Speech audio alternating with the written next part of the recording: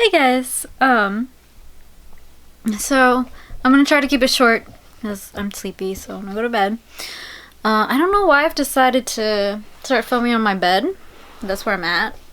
It's not aesthetically the best, and I can't get myself in frame, but I just decided to do that. But yeah, I was just kind of thinking about recent decisions I've made and things that have been going on in my life, and it just kind of made me think that 18-year-old me would be super proud of what I've done and what I'm wanting to do for my future, and the future I'm planning out for myself. Because some days I find it good to look back like that.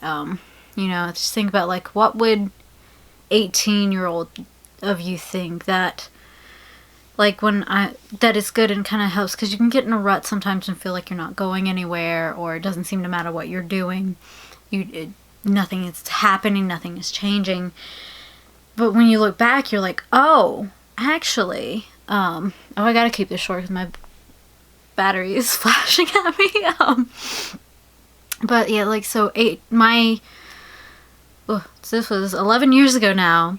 When I was 18, I had the biggest dream of moving to England, to London specifically. I have always kind of loved British culture and stuff since I was little. A lot of that had to do with Harry Potter and Lord of the Rings, and just and this kind of weird fascination with World War II, the European theater I have, but the Ally side, not the Axis side. So it's just a mixture of things, but I also really like Victorian England, and like the countryside is beautiful. So just all of it.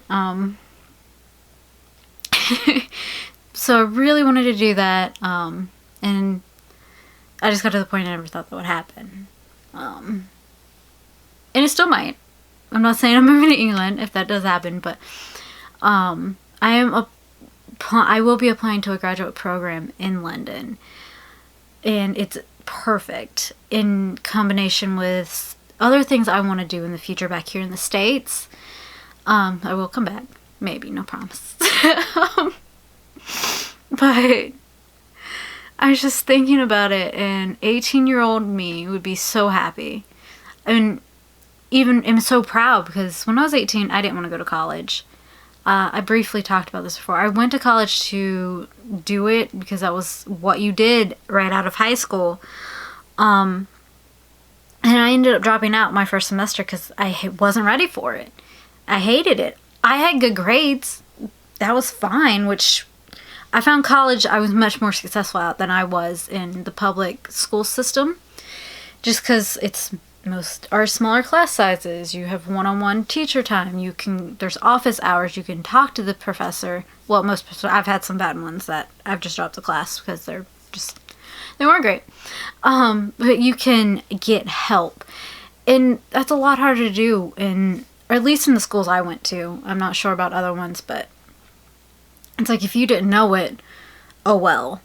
If you had to figure it out, or have a friend teach you how. So I found college a lot easier, but I just wasn't ready for it. It was something completely shocking and new, and I didn't know about financial aid at that time, so we paid out of pocket. So I still kind of feel bad about that, but it's just because it had changed. I was the first, not the first person to go to school. I was the first person in at least 15 years to go to school, so all of that had changed, like financial aid and stuff. And my parents, like, my dad went to school, I think the first time, I don't remember. He had financial aid, but it wasn't student loans.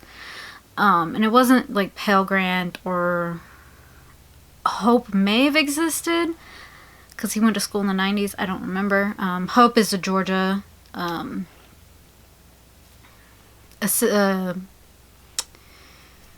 financial aid assistantship program thing.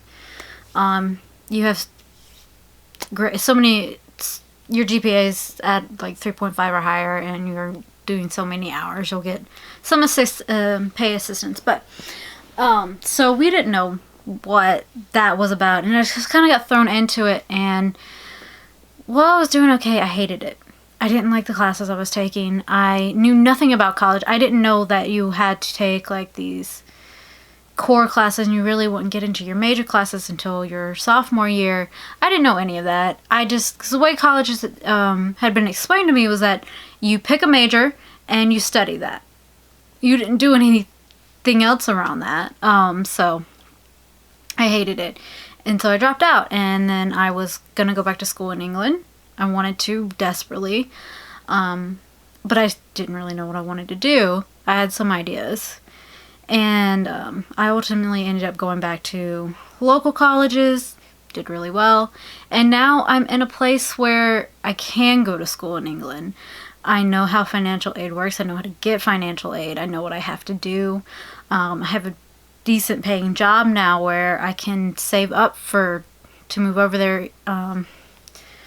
And I don't know, like, I would imagine I have to pay for the visa, and I already have a passport, so I don't have to worry about that. But things like that, I'm sure I'll have to pay. There's a few things out of pocket that are pricey I'll have to pay, so I can save up for that now. I couldn't when I was 18. I was a waitress. I made $3 an hour and whatever tips I got, and worked maybe 12 hours a week. One place I worked, I don't even think I worked 5 hours a week, but and I was working like 3 jobs and still not making any money. But that's not the point. But yeah, I was just thinking about that. I found this program. It's through NYU, so New York University. I was looking at their historic preservation stuff, and this is a program set in London, England, and I read that, and I read what it was about, and what the program offers, and I was like, this is everything I want to a T for this specific area. There's a program in Georgia I want to go to. That's what I was planning on doing. I've mentioned that. But I'm going to push that back. I'm going to hopefully this is all still up in the air. I have to apply to get in and make sure I can actually afford to go and do it. But on top of that, I've traveled a lot. That's all. Well, let me finish the college thought. But yeah, they have exactly what I want. So I'll be studying historic architecture and sustainability in London, England. That's just a dream come true for me. Absolutely. I really haven't gotten into much about my love for history. Maybe I'll do something about that at some point. But when I got into it, I knew it wasn't a paying degree, but it is what it is. That's life. But yeah, so 18-year-old me would be like, you went back to school? You did well in school? You got how many degrees? You're getting more? So yeah, I'm kind of planning on getting 2 more masters and a doctorate, but it's fine. I mean, it might be unnecessary at that point, but there are things, because these 2 programs, the one in London and the one here in Georgia, offer me 2 separate things that I need to come together on. And I could probably find one program somewhere that has it all. But I can go to London. I'm going to go to London. Like, I wanted to do this 10 years ago. This is the perfect opportunity. It just feels like it's the perfect time. It feels like I need to do this. Like, I have to. I cannot pass this up or I will absolutely regret it.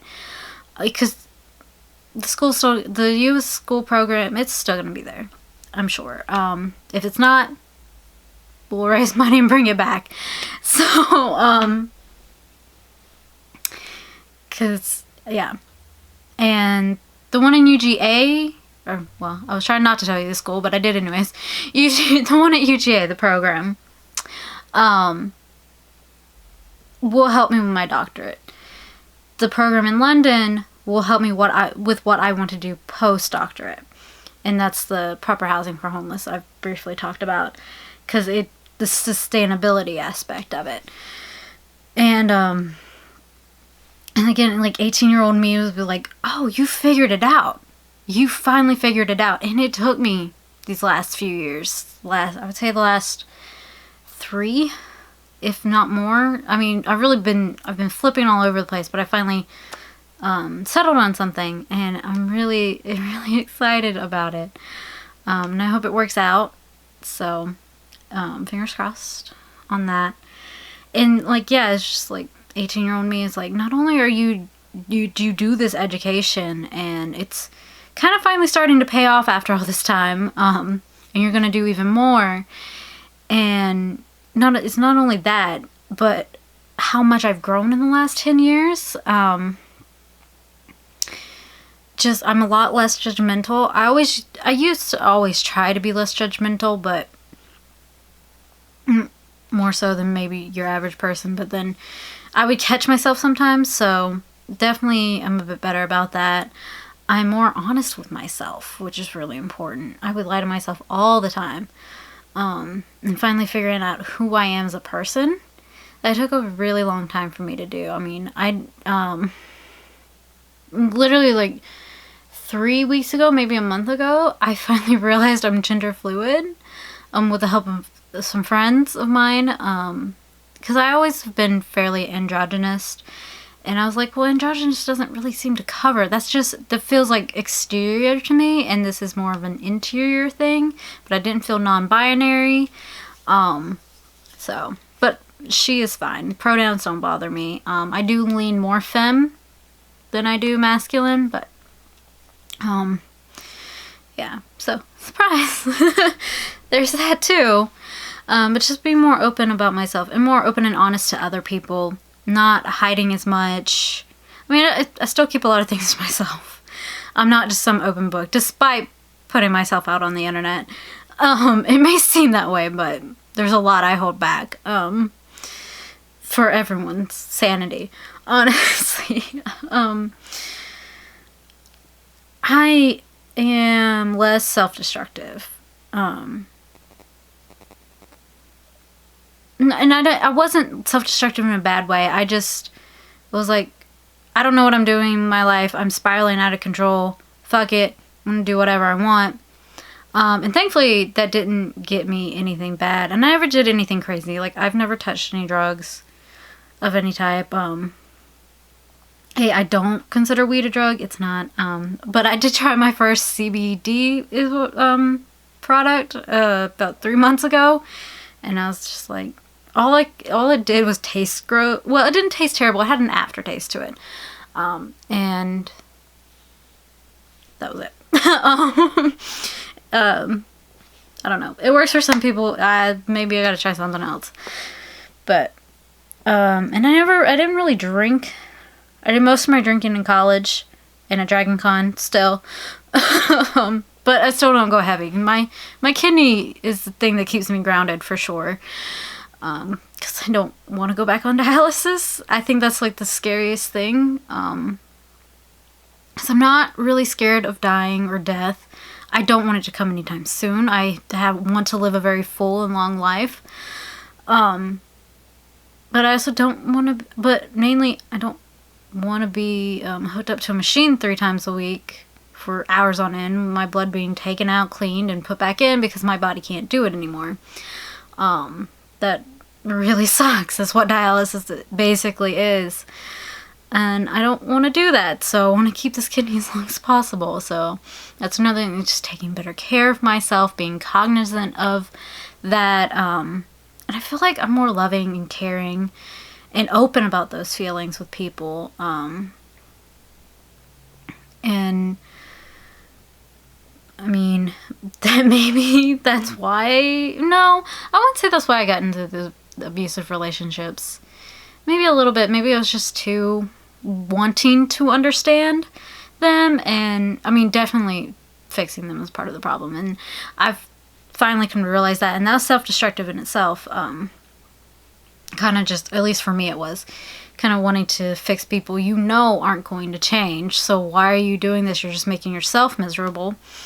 Just drop them and move on. But there's that. I've gotten better about that. I've gotten I've just gotten better about a lot of things in general. I'm more open to ideas. Like 10 years ago, I never would have done this. And YouTube existed, and I never would have done this. And now I have so many ideas with this, and that's another thing I want to save up money for, is I want to do, like, more elaborate sketch, and, like, they're not movies or plays, but it's not just, like, a video or a sketch. Just more elaborate things. I don't really know what you call. I'm sure there's a word for them, but like scripted things. That's what it is. Yeah, like scripted things, thought out things. I said this was gonna be quick, and it's not quick at all. You guys know I can ramble. But yeah, there's that, and then I'm traveling. Get back to this point. I've traveled a lot the last 10 years. That's the main thing I really wanted to do when I was 18, and still do, was just travel the world, go to as many places I can. And in the last year and a half alone, I've been to Brazil. Yeah, so I've been to Brazil, Mississippi for the first time. I didn't go there until this year. Washington State this year for the first time. I've been to New York City several times, New Jersey several times now. Which I thought I'd only maybe visit once, and I'm hopefully going back in March, so it's just like I can just plan that, like, not biannually, yeah, maybe, well, that would be twice a year, every other year. I can do that, and then, you know, I've been to, where else have I been in the last year? Been to Alabama, which I'd only been to. Well, me and Steffi came back through when we went to Mississippi for that anime convention. We stopped in Birmingham on the way back through, but, like, visited Alabama. I've only been twice. I'm going to Savannah this next week, which I go to Savannah quite often, but it's still fun. I love the city. Go to Atlanta all the time. I went to Orlando this year. I went to Disney World for the first time in 15, 16 years. No, more, it was... I was either 16 or 13. I don't remember the last time. I wasn't that old. I was 13 the last time I went to Disney World, and I turned 29 next week. So that was my first time going to Disney World, and I enjoyed it so much. In that many years. It's nearly completely different. So, I mean, just that alone, that's a lot of places to go. I went to a new country I haven't been to. I went to new states I haven't been to. I revisited places I haven't been in a long time. I got to spend time with my friends. I'd rather have experiences like that and memories like that than stuff. Like, I have a lot of stuff, don't get me wrong. I do like stuff, but I don't need the stuff. I mean, I guess you could argue that you don't need the memories or experiences or whatnot, but what's life without them? Your stuff doesn't care about, you know, these trips you had, the laughs you had, and the food you ate and stuff like that. So, and I'm hopefully going to New Orleans at the end of this month if I can get the time off. And that'll be my first time to Louisiana and to New Orleans. So, yeah, 18-year-old me would be really proud because she didn't think this would happen. It's what she wanted to happen, but she didn't think it would be reality. And it's really exciting, and it just makes everything a little bit better, you know? So, yeah, sometimes self-reflection can be cringy. Sometimes it can be hard, but other times it can be really refreshing and heartwarming, and you're just like, okay, yeah, I did that. I can do it. I did it. You know, I can do anything I set my mind to. So, it's really nice to have that. It helps. Alright. Well, I lied about it being short. That's not the first time, it won't be the last, but I will see you lovelies next time. Whenever that may be. I don't know. Maybe I'll do a Savannah vlog. I don't know. I'll think about it. I haven't decided or not. I'll let you guys know when that happens, and if it happens, and I will see you in the next video. I love you. Bye.